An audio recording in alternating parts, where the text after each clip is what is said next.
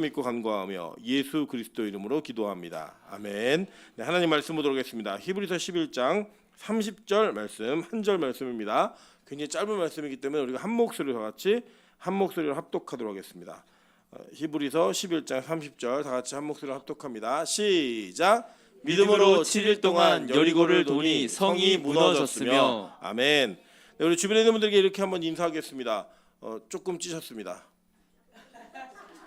네, 명절에 잘 먹어가지고요 쪘습니다. 저희 아내는 이 저울에 올라가지 않고 있고 우리 민정사님도 역시 저울이 무서워서 올라가지 않는다고 얘기하는데 뭐 꼭 저울 올라가면 압니까? 그냥 일어나 보면 바지도 잘 안 맞고 움직이는 것도 힘들고 이런 그 무게감이 우리 안에 느껴질 거라고 저는 생각합니다. 그런데 우리가 육적으로 무거운 거는 저는 아무 문제 없다고 생각해요. 진짜 문제는 영적으로 무거움을 느낄 때 그게 진짜 문제가 된다고 생각합니다.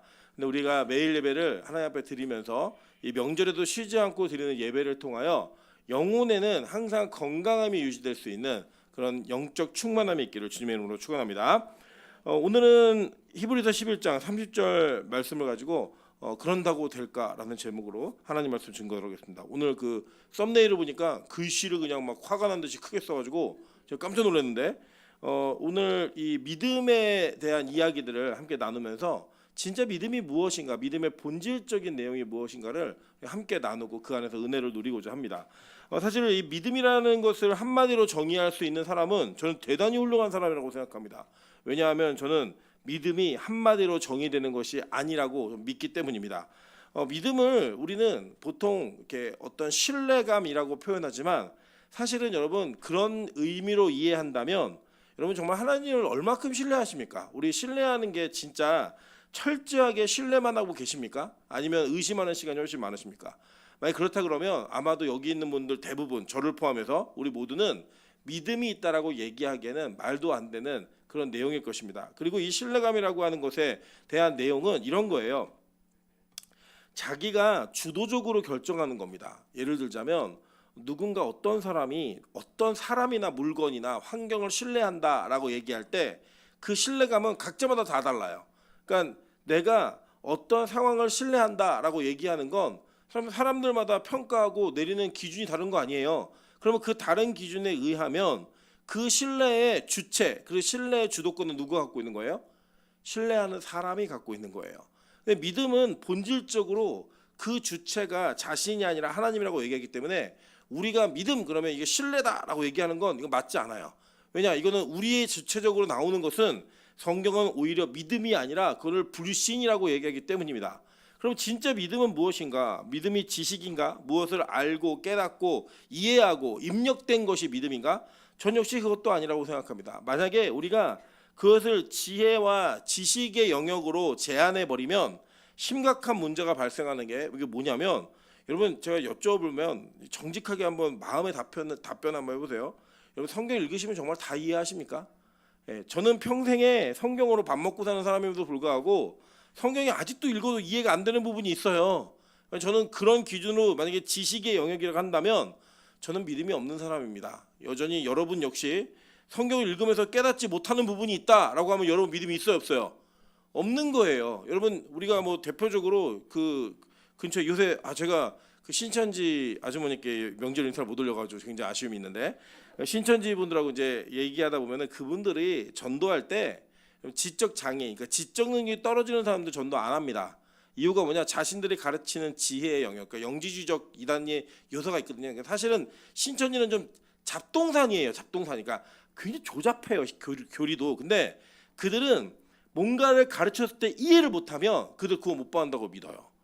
그리고 여러분 지적 장애인 구원 못 받는 거예요. 우리도 가끔 보면은 우리나라에 경계성 지능 장애를 가지고 있는 사람이 17%입니다.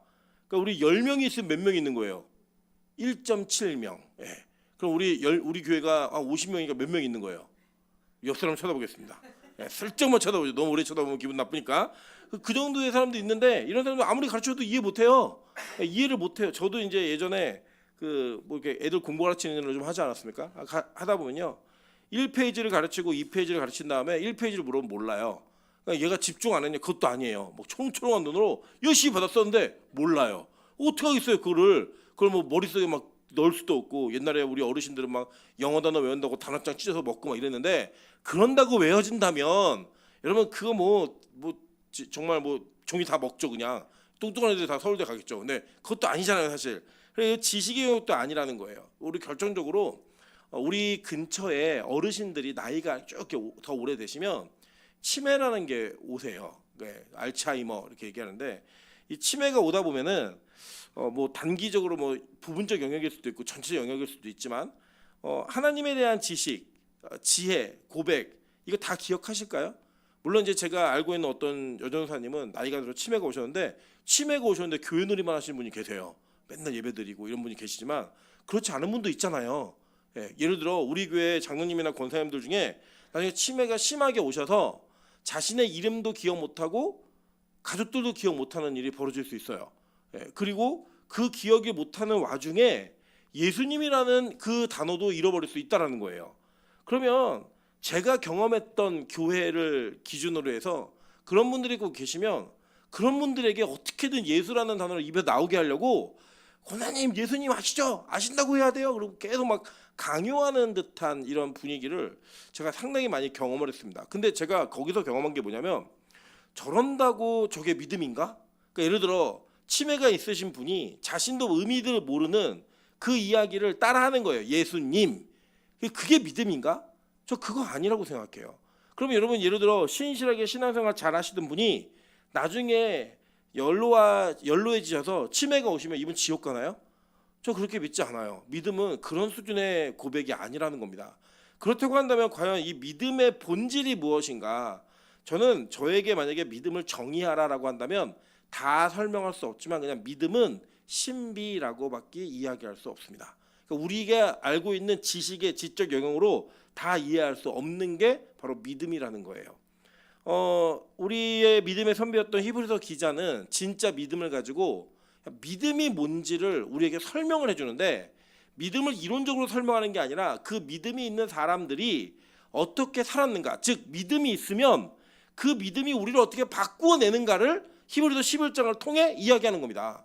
여러분 히브리서 11장을 가지고 어떠한 사람을 이야기하면서 야곱은 이랬고 이삭은 이랬고 아브라함은 이랬고 그래서 이 사람이 믿음 있는 사람이야 라고 말하는 것이 아니라 믿음이 주인공이라고요. 믿음이 그 아브라함으로 들어갔더니 아브라함이 어떻게 되었는가, 믿음이 야곱에게로 주어졌더니 그 일이 어떻게 되었는가를 설명하는 게 히브리서 11장의 내용인 겁니다. 즉 이 히브리서 11장은 사람이 주인공이 아니라 누가 주인공이에요?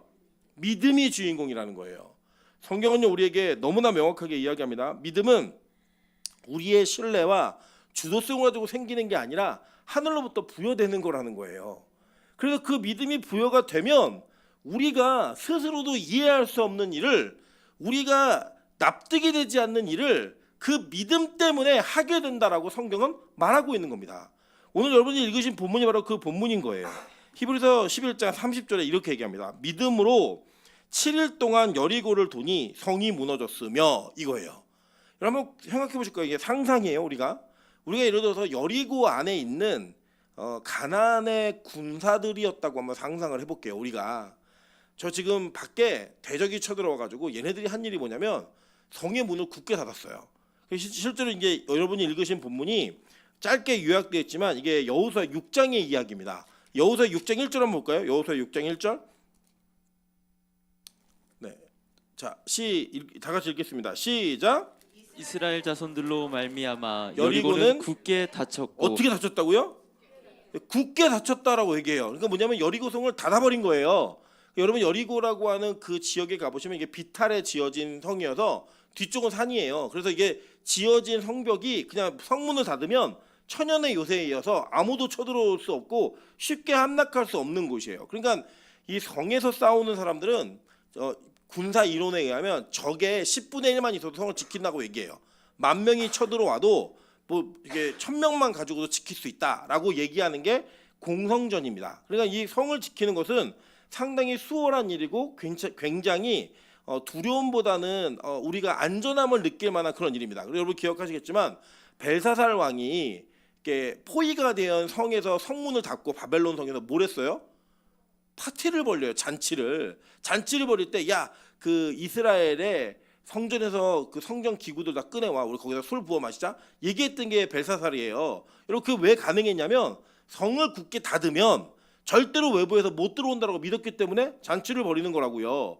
근데 그 잔치를 벌이는 평안함이 있었던 사람들이 성벽에 올라가서 쳐다보는데 이스라엘 백성들이 와가지고 나팔 불면서 하루 한 바퀴 돌고 집에 가는 거예요. 그냥. 여러분 만약에 이스라엘 백성들이 60만이 다 와가지고 야 지금부터 우리 그 오징어 게임 이런 거 보셨죠? 자 으쌰 영차 하면 이제 성벽 밀자 그래가지고 얘네 모여서 영차 하면서 성벽을 밀기라도 했다면 긴장이 될까 안 될까요? 긴장감이 있을 수 있겠죠. 그 정도는. 근데 뭘 하냐면 한 바퀴 돌고 가는 거예요. 그냥. 그걸 며칠 은 6일 동안 그러고 있는 거예요. 6일 동안. 여러분 그걸 매일매일 하고 있는 그 이스라엘 백성들의 행위를 보았을 때 이 가나안 백성들과 가나안 군대들은 무슨 상상을 했을까요? 여러분이면 무슨 상상을 하셨겠어요? 제가 만약에 그 군인이었다면 이렇게 저 미친놈들 아니야? 이렇게 생각했을 거예요. 여러분 이것도 참 재밌는 겁니다. 예를 들어서 우리가 제가 여러분에게 얘기하는 거예요. 여러분 우리 그 여기 중계 사거리 여기 우리 앞에 상가 사거리에 가가지고 우리는 지구방위대다 이러고 외치고 들어오자고 얘기를 한번 하면은 장난삼아 한 번 할 수 있을 거예요. 근데 제가 둘째 날도 또 하자 그러고 셋째 날도 또 하자 그러고 넷째 날도 또 하자 그러고 6일 동안 매일 그거 시키는 거예요. 여러분 뭐라고 하시겠어요? 미친 거 아니야? 뭐 하는 짓이지? 여러분 우리 그런 생각 안 드실 것 같아요? 이 백성들이 지금 뭐 하냐면 여러분 6장 여호수아 6장 읽어보시면 이스라엘 백성들의 제사장들은 뿔나팔을 불고요. 양강나팔을 불고 그 나팔을 불어요. 그러니까 다 조용히 한 게 아니에요. 야 나팔 소리만 나게 하고 니들 다 조용히 해. 이렇게 얘기하고 제사장들과 무장한 자들 즉 이 요단강 동편에 있었던 므낫세 반지파, 루벤 지파, 갓 지파 얘네들의 남자 군대들 무장한 자들이 앞장서고 나머지는 그 뒤를 따라서 성 한 바퀴 돌고 가는 거예요. 나팔 불면서 뿌 불면서 한번 가요. 그러니까 왔다 갔다 하는 거 알아요 몰라요? 안다고요. 그러니까 이게 서로 미친놈들인 거 이게 하는 사람도 야 우리가 미쳤구나. 여호수아가 이걸 시키고 있는데 이걸 하나님 명령이라고 하고 있는데 이거 미친 거 아니야? 이걸 6일 동안 계속하고 안에 있었던 사람들도 저거 미친놈들이네. 이거 성을 와서 싸우든지 돌을 던지든지 성벽을 밀든지 뭘 하든지 자기들이 노력도 하지 않고 그냥 성 한 바퀴 돌고 나팔면서 부 소리 내고 지금 가네. 그러니까 서로 합의는 된 거예요. 아 우리는 미쳤구나. 이스라엘 백성 생각하는 거고 이 가나안 백성들은 저 새끼들 미쳤네. 이게 합의는 된 거예요. 여러분 이게 무슨 모습이에요? 오늘 명절 마지막 날 예배하고 있는 우리들의 모습이라고요. 이게 뭐 하는 거예요 도대체? 야 미쳤구나 우리가. 그리고 밖에서 지금 여러분 보면은 테니스장도 문을 닫고요. 다 문을 닫았어요. 어제도 그리고 다 문을 닫았는데 우리만 계속 지금 문을 열고 있어요. 그래서 저 사람들 우리 뭐라 그러겠어요? 아 쟤네 미쳤구나 쟤네. 쟤 진짜 할 일 없구나. 갈 데 없어서 오신 분. 네 몇 분 계시네요. 얼마나 그 위로가 돼요. 저분들은 미친 분들 아니에요. 저분들은 갈 데가 없어가지고 내가 어디 가려고 하다 보니까 어디를 가야 되지 갈 데 없어서 오신 분들 계실 거예요. 근데 여기 갈 데가 없어서 오신 분들보다 집이 없어서 오신 분 그런 분은 없어요. 뭐 우리 이전사님은 이사하다가 아직 정리가 안 돼가고 교회가 더 안정돼서 왔을 수도 있고 밥도 주니까 올 수도 있는데 어쨌든 우리가 예배를 드리러 오는 이 모습 속에 우리도 이게 뭐 하는 짓이지? 밖에 있는 사람들도 예배를 드리러 간다는 우리를 보면서 저 사람들 저거 미친 사람들 아니야? 이거를 사실은 믿음을 가졌던 모든 사람들이 역사 속에서 해왔던 일들이라는 거예요. 여러분 저는 이 한 구절이 그냥 한 구절 내가 이 내용을 다 알아 라고 생각하지 마시고 그 안에 정말 들어가서 일주일 동안 그러니까 6일 동안 하루에 한 번씩 나팔 부는 소리를 따라서 그냥 성벽 한 바퀴 쭉 돌고 집에 돌아간 이 사람들을 한번 생각해 보시자는 거예요. 뭘 특별한 거 하는 것도 아니야. 야 첫날은 한 바퀴만 돌고 둘째 날에 성벽 한번 밀어보고 셋째 날에는 성벽 파 이렇게 얘기했다면 뭔가 우리가 이렇게 돌고 있는 게 의미가 있겠구나라고 생각을 할 수는 있겠죠. 근데 매번 똑같은 일, 똑같은 것만 하는 거예요. 여러분 빛가도공교회가 예배를 매일 드리기 시작하면서 뭐가 특별히 달라진 게 있나요? 목사라도 바뀌었으면 좋겠는데 바뀌지도 않아요. 계속 똑같은 일만 벌어져요. 내년에도 우리는 뭐 하고 있을까요? 주님이 오시지 않는 한 예배 드리고 있을 거예요. 예배 드리기 싫으면 빨리 기도하세요. 주님 빨리 오시라고. 나는 이거 도저히 못 살겠다고. 그래 기도해서 주님이 오시지 않는 한 우리는 매일 뭐 할 거냐면 그냥 예배 드리고 있을 거예요. 여러분 저는 이렇게 미친 사람들 마냥 예배드리고 있는 40년 동안 예배드리고 있는 공동체를 저는 계속 봐왔던 사람입니다. 저희 어머니가 제가 볼 때는 미친 사람이세요. 365일 뭐 명절이다 이런 거 하나 없이 그냥 계속 예배를 드리시는데 뭐 특별하지도 않아요. 저는 너무 신기한 게 하늘문은 원장님의 유머가 40년 동안 똑같거든요. 근데 매번 웃어요. 저는 그게 정말 이해가 되지 않아요. 그런데 제가 돌아보면 제 설교에도 했던 얘기 또 하고 했던 얘기 또 항상 있어요. 거의 비슷해요. 그런데 그게 다른 게 뭐냐? 거기 성도들은 웃어주는데 우리 성도도 안 웃어요. 제가 그래 엄청 마음이 상하고 새로운 유머를 개발해야겠다 이런 막 고민들이 많이 드는데 진짜 이게 미친 짓 아닙니까? 미친 짓. 그거를 매일매일 하는 거 그게 믿음이라는 거예요. 저는 이게 우리 안에 뭐 예배를 드리면 특별한 일이 벌어지면 좋잖아요. 예배를 드릴 때마다 뭐 현금에 100만 원씩 생기고 예배 드릴 때마다 은행에 착오로 내 통장에 막 몇천만 원이 들어오고 이러면 간증도 되고 그 간증 들으면서 나도 소망을 갖고 막 기도해서 오늘 각자 모임분들이 로또 번호 하나씩 잡아가지고 그거 막 골랐더니 그 1등이 되고 막 이런 일이 벌어지면 예배가 재밌겠어요 안 재밌겠어요? 너무 재밌고 오고 싶고 막 이렇지 않겠습니까? 제가 언제도 한번 말씀드렸지만 저희 첫째가 의미 없이 시간을 보내는 걸 너무 힘들어하는 애예요.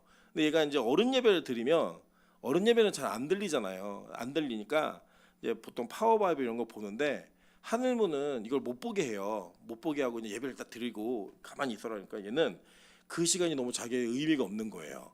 그러니까 이게 막 스트레스가 되니까 지금 목사가 꿈인데 공황장애가 왔어. 예배 공황장애가.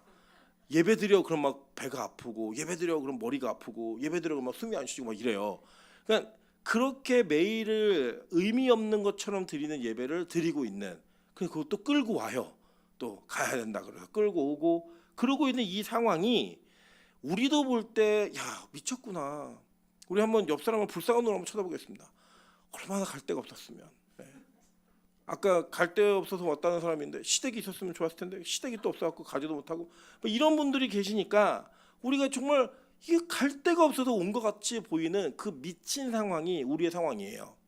반면에 우리를 바라보고 있는 세상도 야 너네들 정말 미쳤구나 라고 얘기하는 상황 그 상황이 여리고를 한 바퀴씩 6일을 돌았던 그들의 상황이라고요. 여러분 7일이라고 하는 이 7일의 개념이 성경에서는 완성과 채움의 개념이었습니다. 이 완성과 채움의 개념 속에서 그들이 7일째 되는 날 뭘 하냐면 하나님께서 이상한 명령을 내려요. 야 너네 6바퀴를 매일 하루에 한 바퀴씩 6바퀴를 돌았는데 오늘은 7바퀴 돌아라고 얘기해요. 총 몇 바퀴 도는 거예요? 13바퀴를 도는 건데 마지막 날은 7바퀴를 도를 거예요. 완성의 개념으로. 그리고 이 사람들이 7바퀴를 돕니다. 도는데 그 7바퀴를 도는 순간 나팔 소리와 함께 같이 함성을 지르라고 얘기했어요.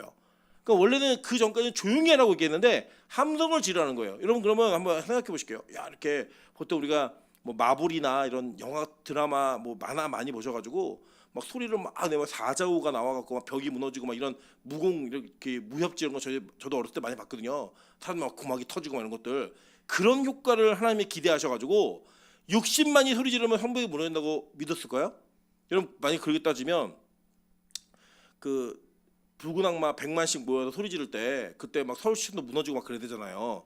골 넣었을 때 얼마나 크게 소리 질렀어요. 그때 100만 모여서 응원할 때 무슨 일이 벌어졌어요? 건물은 끄떡없었어요. 아무 일도 일어나지 않았다고요.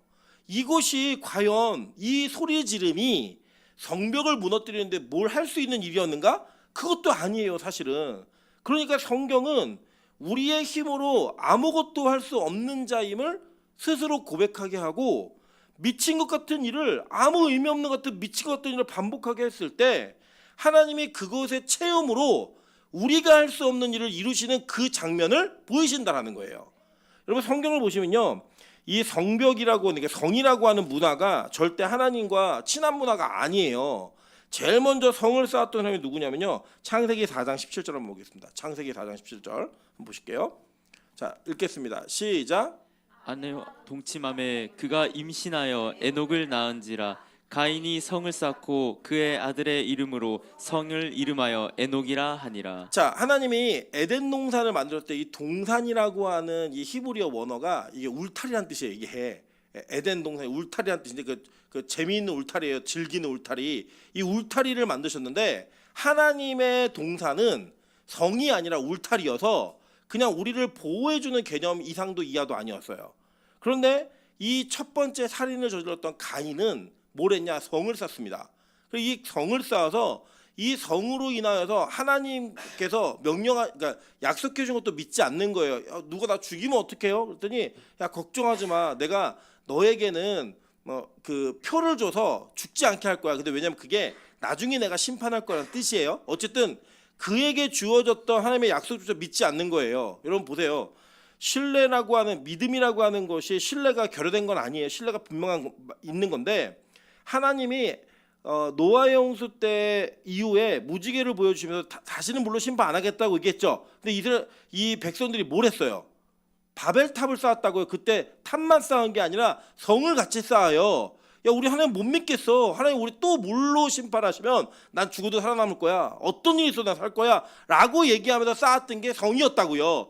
그들은 그렇게 성을 쌓음으로 인하여서 하나님께서 우리를 주관하시고 우리를 컨트롤하시고 통치하신다라고 하는 그 사실을 망각하고 잃어버리고 싶은 거예요. 아니 하지 마세요. 내가 알아서 할 테니까. 나를 지키는 건 내가 지키는 거지 당신이 지키는 게 아니니까 나는 성 쌓습니다 라고 했던 게 바로 가인이었고 바로 바벨탑을 쌓았던 사람들의 모습이었다고요. 그 성과 성읍을 그들의 그 모습이 바로 성을 쌓은 자들의 모습이었고 이게 가나안 땅으로 그대로 옮겨져 온 거예요. 그리고 여러분 나중에 요한계시록에 이 세상을 뭐라고 표현해요? 네? 이 세상을 바벨론 성이라고 표현하잖아요. 이 바벨론의 성이라고 표현하면서 우리 인간이 이루고자 하는 이 유토피아, 즉 우리의 기술력과 힘과 능력으로 생명을 연장하고 오래 살고 평안하게 살고 평화를 가지고 살고 이런 이야기들을 만들어내는 그 이야기가 바로 이 땅에 성을 쌓고 있는 자들의 그대로의 모습이라고요. 단지 그냥 물리적으로 성을 쌓은 그것 자체가 범죄가 아니라 그 이면에 숨겨져 있는 하나님이 아닌 다른 것들을 신뢰하는 마음, 그것들을 믿으면서 살아가는 마음이라고요.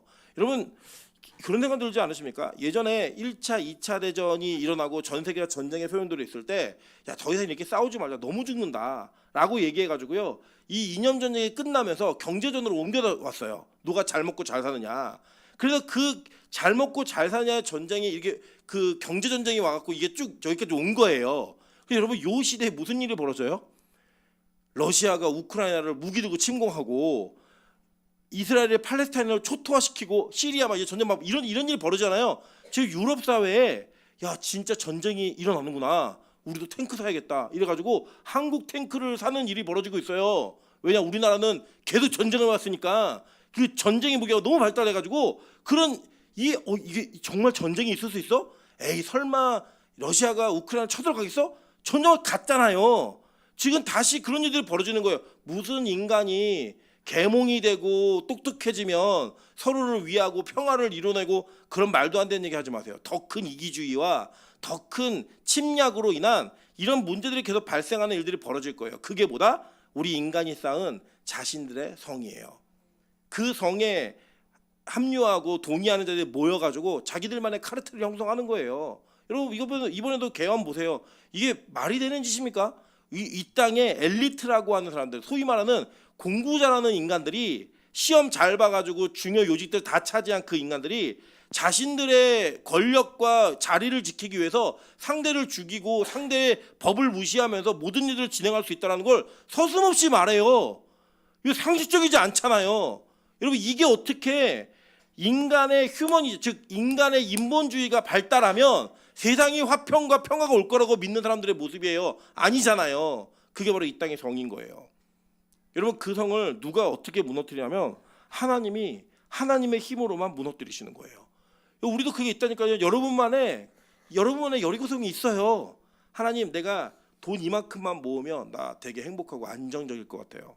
하나님 나 결혼만 하면, 하나님 아이만 낳으면, 집만 생기면, 이러이러한 환경과 조건만 갖추어지면 나는요 신앙생활 잘할게요 라고 얘기했던 이런 거짓말의 성벽들을 우리는 매일매일 써가는 거예요. 매일매일 쌓고 있는 거예요. 그래서 이 벽돌 쌓으면 안전하겠지, 이 벽돌이 있으면 나는 행복하겠지, 그러면서 여리고성을 쌓고 있는 거라고요.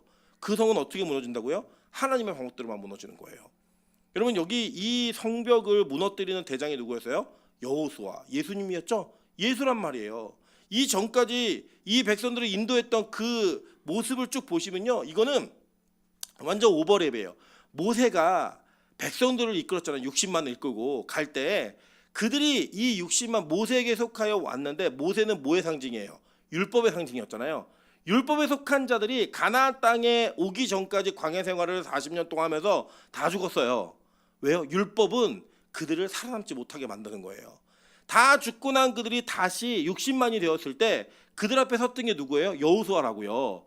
그 여호수아가 다시 옛사람이 죽고 새사람이 된 60만을 데리고 요단강을 건넙니다. 이 요단강을 건너면서 이 성에 들어와 여리고성을 무너뜨리는데 그들이 가지고 있는 힘을 하나도 사용하지 않아요. 하나도 사용하지 않고 뭘 하느냐? 나팔 소리와 함께 하나님의 나라가 임하는 걸 보여주는 거예요. 여러분 양각 나팔이 히브리어로 뭐라 그랬죠? 요벨. 이 요벨 뜻이 뭐예요? 희년이란 뜻이 있잖아요. 완벽한 희년을 선포하는 거예요. 거기서 여러분 희년에는요 4가지의 율법을 지켜야 됐어요. 4가지. 첫째는 뭐예요? 그냥 뭐 순서 상관없어요. 괜찮아요. 모두 얘기해 보세요. 생각나는 거. 노예들을 면천해 줘야 돼요. 그죠? 그 다음에 뭐 해줘요? 빚을 탕감해 주고, 그리고 토지를 쉬게 해야 됩니다. 그 제일 중요한 거, 다른 안식년, 안식일은 없었는데 희년에만 있는 사건이 뭐예요? 땅을 원래 주인에게 돌려주는 거예요.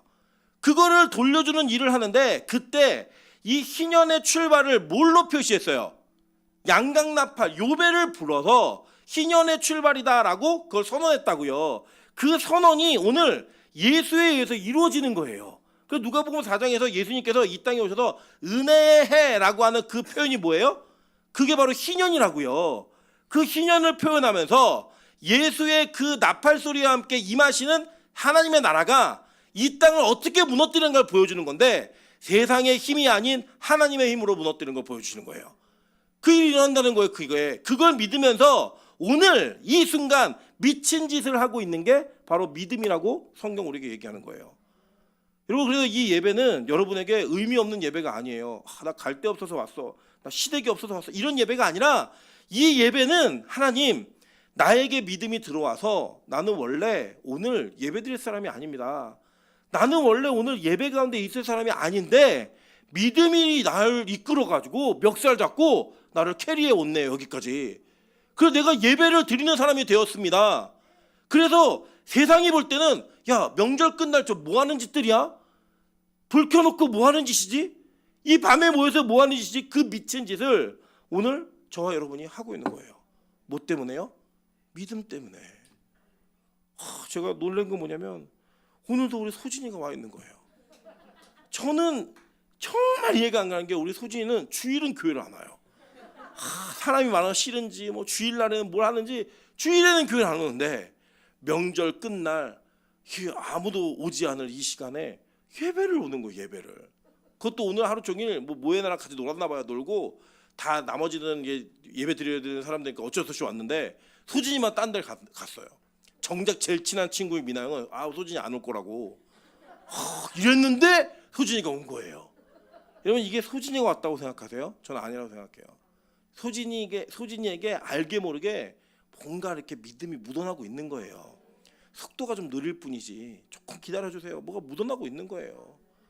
오늘 뭐 예배를 드리고 있는데 또 우리 은식형제가 들어왔어. 저는 깜짝 놀란 게 뭐냐면 우리 교회는 주일날 안 오는 성도들과 잘 보이지 않는 성도들이 안 와야 될 예배를 와요. 신기하죠? 안 와야 될 예배를 와요. 여러분 볼 때는요 이게 미친 짓이에요. 우리가 정신 나간 짓이라고요. 그런데 세상이 볼 때도 정신 나갔고 세상이 볼 때도 미친 짓을 하나님이 우리에게 믿음을 주셔서 하게 하시는 거예요. 여러분 오늘 심심해서 오셨어요? 아니잖아요. 바쁘시잖아요. 드라마도 봐야 되고 내일 출근 준비도 해야 되고 막 쉴 일이 많아요. 저도 이제 오늘 저희 애들 둘을 다 들고 왔는데 찬이는 내일 또 어린이집을 가야 돼요. 가야 됨에도 불구하고 이 아이들을 끌고 오면서 와 뭐 전쟁이에요. 전쟁. 막 오늘 또 휴일이라고 야 키즈카페 갈까 할 때 막 가서 키즈카페는 시간이 안 될 것 같으니까 장난감 고르라 그랬더니 설교 준비는 다 안 되는데 장난감 안 고른다고 막 나만 깼다고 더 있다가 저거 날리고 와 모든 게 다 시험이에요. 그 시험 속에서 이 정신 나간 것 같은 짓을 이거 하고 있는데 그게 성경은 믿음이라고 우리에게 얘기해 주는 거예요. 저는요 우리 빛가서공교회가 매일 예배 드리는 이상한 교회인데 이 이상함이 성경으로 볼 때는 정상이에요. 전 그래서 세상이 우리 교회에게 이상하다고 얘기하는 거 저 기분 되게 좋습니다. 야, 너네 교회 이상한 교회 아니야? 이 말을 들을 때 여러분 기뻐하세요. 왜 기뻐하셔야 되면 지금 여기 믿음 있는 사람들이 한 주씩 다 이상해요. 안 이상하세요 여러분? 이상하잖아요. 근데 그 이상함이 성경에서 뭐라고 얘기하냐면 믿음으로래요. 저 너무 위로가 되는 거예요. 세상이 볼 땐 미쳤어요. 합리적이지 않아요. 근데 이게 믿음이라는 거예요.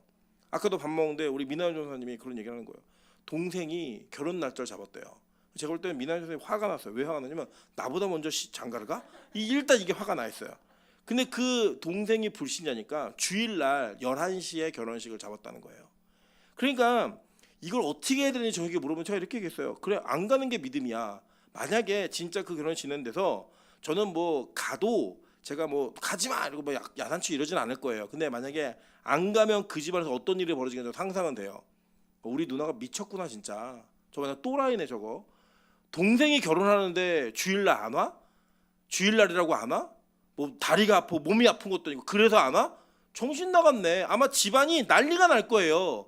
근데 성경은 그렇게 그 믿음의 행위를 갖고 살아가는 사람들이 한 번도 너 합리적이구나, 너 정상적이구나, 너 괜찮구나라는 얘기를 들었던 적이 없어요. 누가 그런 얘기를 들었어요? 어떤 제자가, 어떤 믿음의 사람이. 이게 다 정신 나간 사람들의 스토리 아니에요?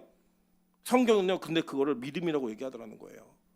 여러분 저는요 우리 빛가서군 교회가 정상적인 교회로 인식받을 거라고 전 기대도 하지 않아요.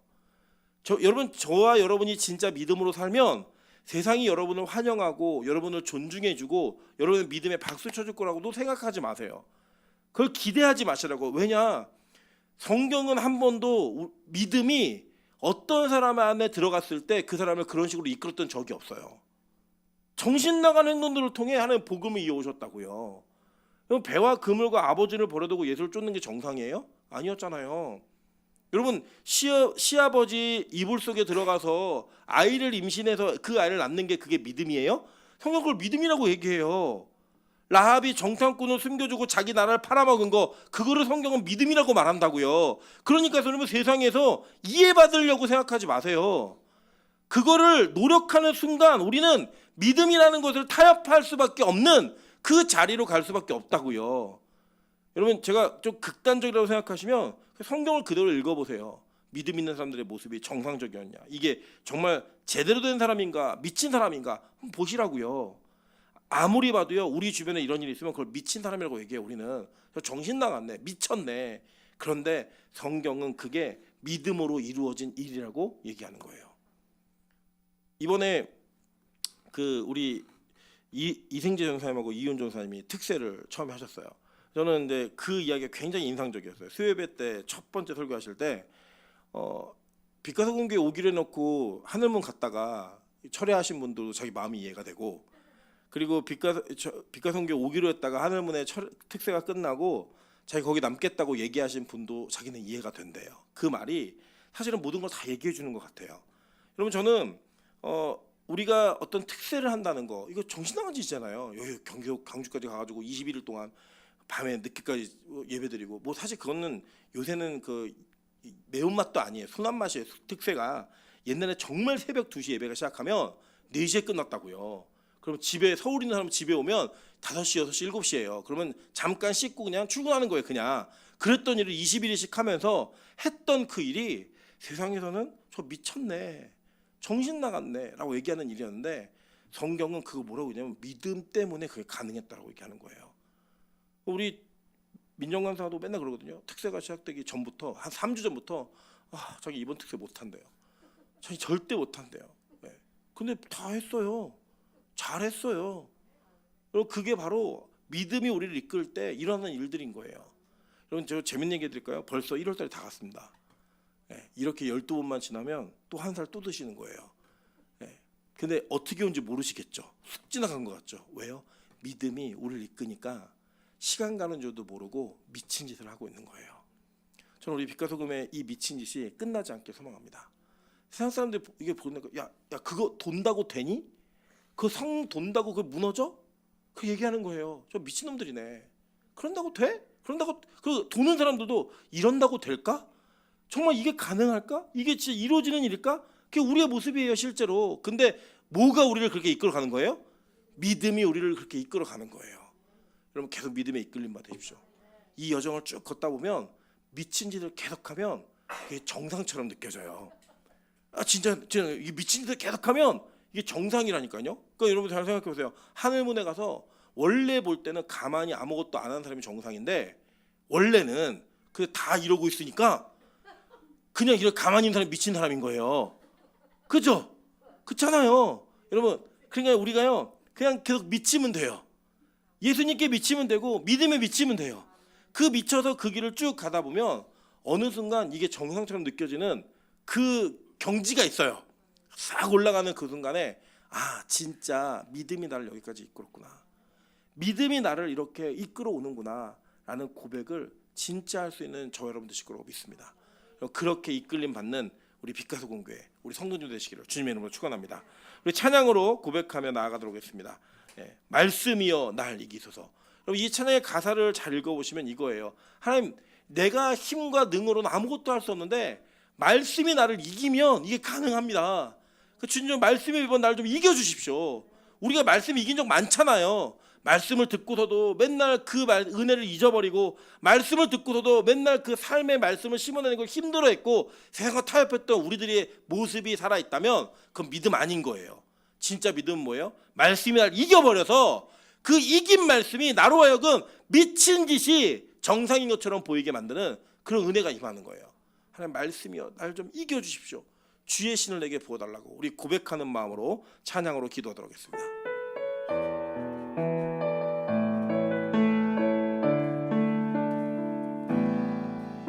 주님 앞에 나 엎드려 기도하오니 나의 영혼 맡깁니다. 주만 다스리소서. 나 무너져 힘조차 없을 때 방황하는 나의 영혼 긍휼히 여기소서. 힘도 아니요 능도 아니요 오직 성령으로 날 세우소서. 세상 등지고 십자가 보며 오직 믿음으로 살게 하소서. 말씀이여 날 이기소서. 주의 길로 날 인도하소서. 성령이여 통치하소서. 주의 신을 내게 부어주소서. 말씀이여 말씀이여 날 이기소서. 주의 길로 날 인도하소서. 성령이여 통치하소서. 주의 신을 내게 부어주소서. 힘도 아니요 능도 아니요 힘도 아니요 능도 아니요 오직 성령으로 날 세우소서. 세상 등지고 십자가